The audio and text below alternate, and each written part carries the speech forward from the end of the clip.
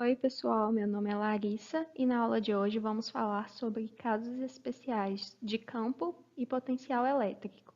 Esses casos especiais vão ser referentes a situações em que temos materiais condutores.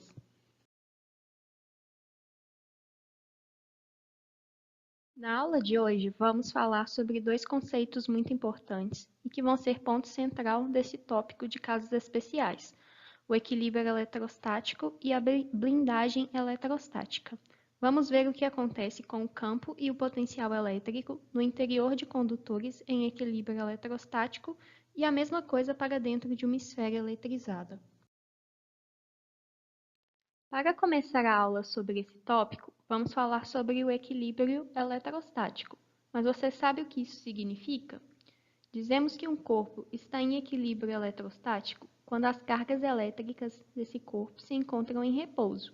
Pelo que vimos na primeira aula, que falou sobre os processos de eletrização, quando nós temos um condutor eletrizado em equilíbrio eletrostático, as cargas elas tendem a ficar distribuídas na superfície externa desse material. Lembrem-se do processo de eletrização por contato.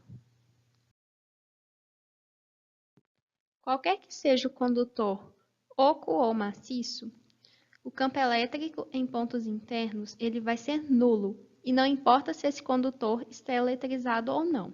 É só lembrarmos que em materiais condutores, as cargas elétricas, os elétrons, preferem ficar na superfície externa. Esse fenômeno é conhecido também como blindagem eletrostática, que também é conhecido como gaiola de Faraday. Como vimos na primeira aula, que foi sobre processos de eletrização, essa bolinha aqui, ela vai ser atraída pela haste eletricamente carregada.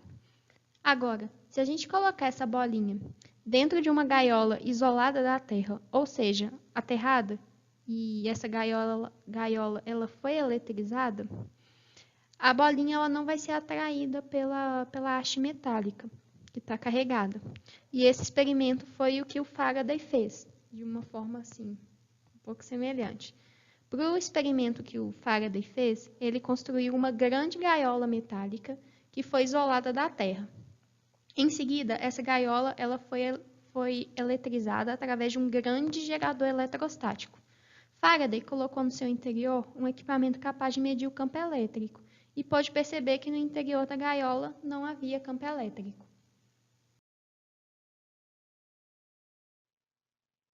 Uma aplicação da gaiola de Faraday no nosso cotidiano é quando os cabos da rede elétrica caem por cima de um carro que tem pessoas no seu interior. O carro ele não está aterrado por causa dos pneus de borracha. E as pessoas que estão no interior do carro, elas estão protegidas lá, porque o campo elétrico dentro do carro vai ser nulo. E para que para que elas possam sair de lá seguras, é necessário pedir socorro para a concessionária de energia elétrica, que, por exemplo, no caso de Minas Gerais é a CEMIG, ou também para o Corpo de Bombeiros. Nessa reportagem aqui, que se vocês podem acessar através desse link, os bombeiros eles explicam como que deve ser feito o procedimento para sair do carro, caso ocorra alguma emergência, como por exemplo, o incêndio logo depois que o carro bateu em um poste e os cabos estão em contato com a lataria do carro. Vale a pena dar uma olhada e isso pode salvar sua vida. No interior de um condutor em equilíbrio eletrostático, o campo elétrico ele deve ser nulo, porque caso ele não fosse, haveria uma força elétrica capaz de movimentar as cargas no seu interior. Se as cargas se movimentam, então não haveria equilíbrio eletrostático. Lembrem-se que até agora nós não falamos sobre situações que envolvem as cargas elétricas em movimento, e o termo estático se refere a coisas paradas. Mas será que para o potencial elétrico o resultado seria o mesmo? Não. No interior de um corpo em equilíbrio eletrostático, o potencial elétrico é constante e não nulo. O potencial elétrico deve ser constante para que não exista diferença de potencial entre dois pontos. Caso existisse essa diferença de potencial, as cargas tenderiam a se movimentar de um ponto com maior potencial para o ponto com menor. Nós vimos melhor esse assunto na aula 4, que foi sobre trabalho e potencial elétrico. Externamente a esse material condutor, o potencial elétrico ele diminui no sentido das linhas de força do campo elétrico. Nós já sabemos que dentro de qualquer material condutor, maciço ou oco, que o campo elétrico vai ser nulo. Entretanto, fora desse material, o campo elétrico vai assumir um valor diferente de zero. E à medida que nos afastamos dessa esfera, o valor do campo elétrico vai diminuindo. E é exatamente isso que está mostrando nesse gráfico aqui.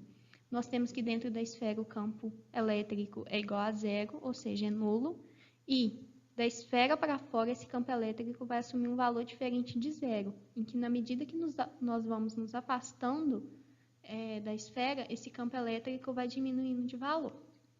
E podemos encontrar o valor do campo elétrico gerado por uma esfera condutora eletrizada fora do seu interior através dessa expressão aqui. Lembrem-se que dentro da esfera, o campo elétrico vai assumir um valor igual a zero.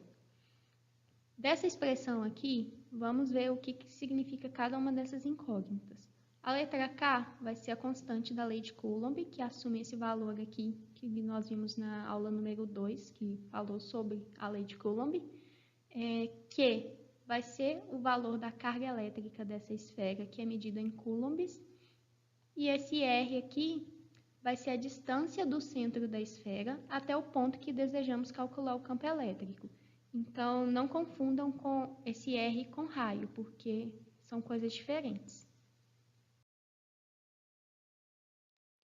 No caso de uma esfera condutora eletrizada em equilíbrio eletrostático, as cargas elétricas em excesso ficam distribuídas na superfície externa.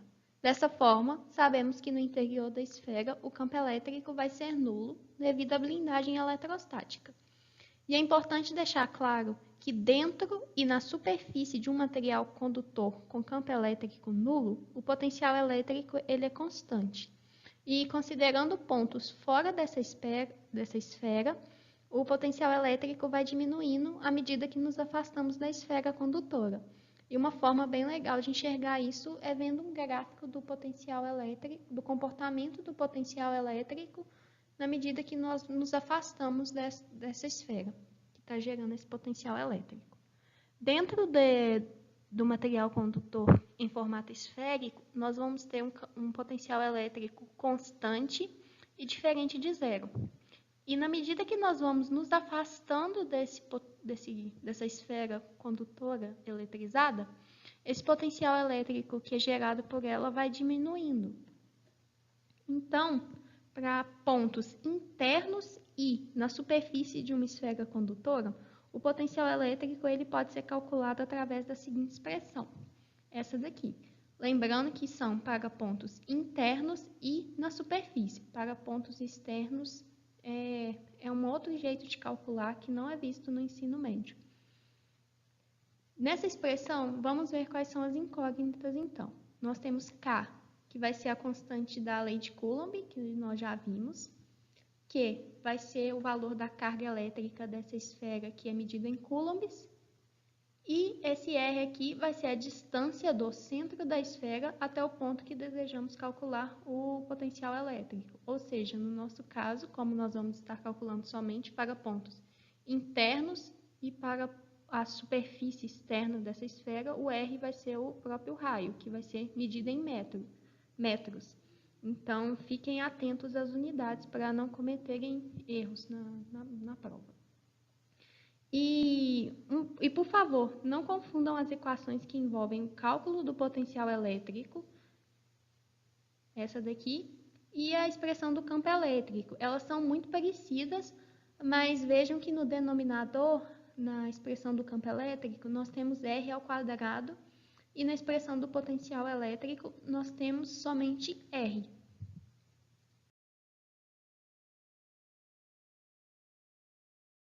Pessoal, a aula sobre casos especiais de campo e potencial elétrico está finalizada. Estamos finalizando também o conteúdo da eletrostática. Nas próximas aulas, vamos falar sobre a eletrodinâmica, ou seja, vamos ver situações em que as cargas elétricas estão em movimento. Obrigada por terem assistido até aqui e até a próxima. Tchau!